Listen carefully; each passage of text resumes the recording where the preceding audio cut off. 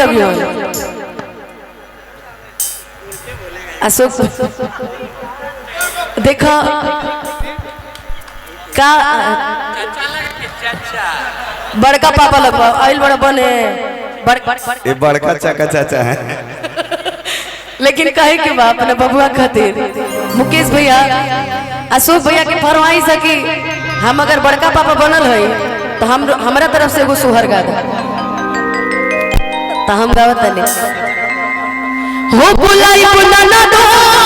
हो बुलाई बुलाना दो कि हो बुलाई बुलाना दो हो बुलाई बुलाना दो हमारा बेटा होगा तोहरा के बुलाई बुलाना दो बुलाई बुलाना दो हमारा बेटा होगा बुलाई बुलाना दो हमारा बेटा अरे खेलाई तू भैया हो खेलाई तू भैया खेलाई तू भैया खेलाई तू भैया हमार भतीजा होइता गोदी में खेलाई तू भैया भतीजा होइता गोदी में खेलाई तू भैया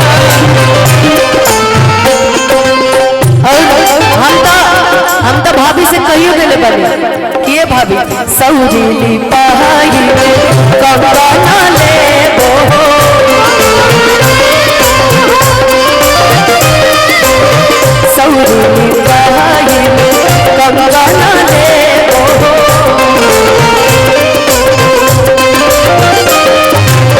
कंगन के धून बना जाई बनाना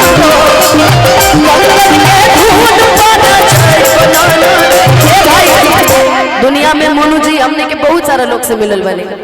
बकीर एगो बात कहतनी भगवान की क्रिया खा के कि जौन भाई हमने के मुकेश भैया जैसा हम भाई नहीं देखले आज तक जीवन में सही बात है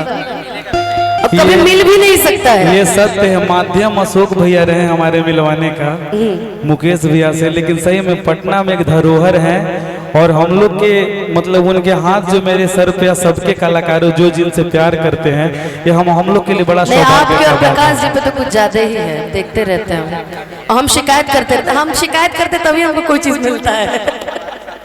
हाँ लेकिन भगवान करे कि हमारे भाई ऐसा ही खुश रहे बबुआ पे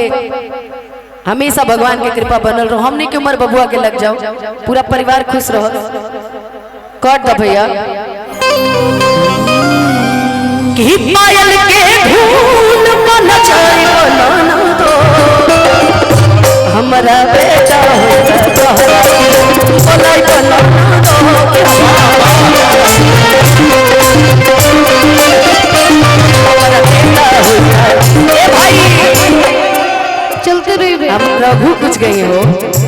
कि हमारा मुकेश भैया के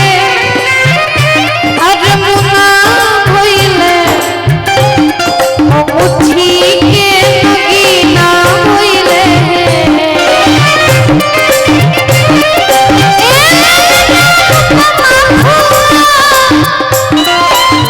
गोदी में खेलावेली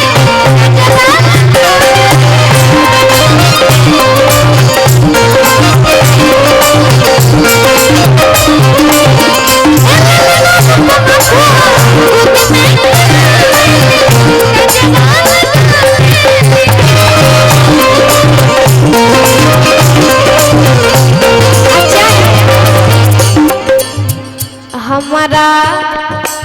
अरमनुआ भैया के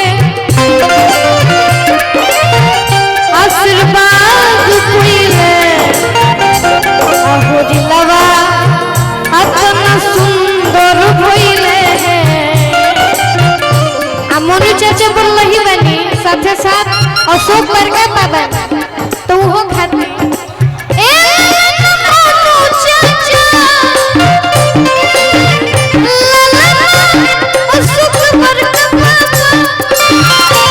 प्रकाश चाचा बबुआ के प्रकाश चाचा अच्छा है आदित्य चाचा अरे गोदी में खेलावे गोटिया उठा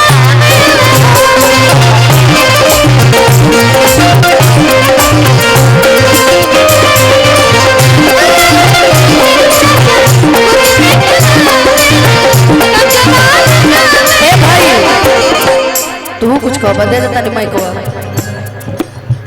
इलाहाबाद में स्वर्ग वाला। एकरा बाद हमरा आदित्य के मुंह से खाली बिगहा बिगहा वाला गाना सुने के बाद वहाँ के हमने भैया बोलो भैया इलाहाबाद में स्वर्ग वाला कैसे अरे किस्सा सुन जाने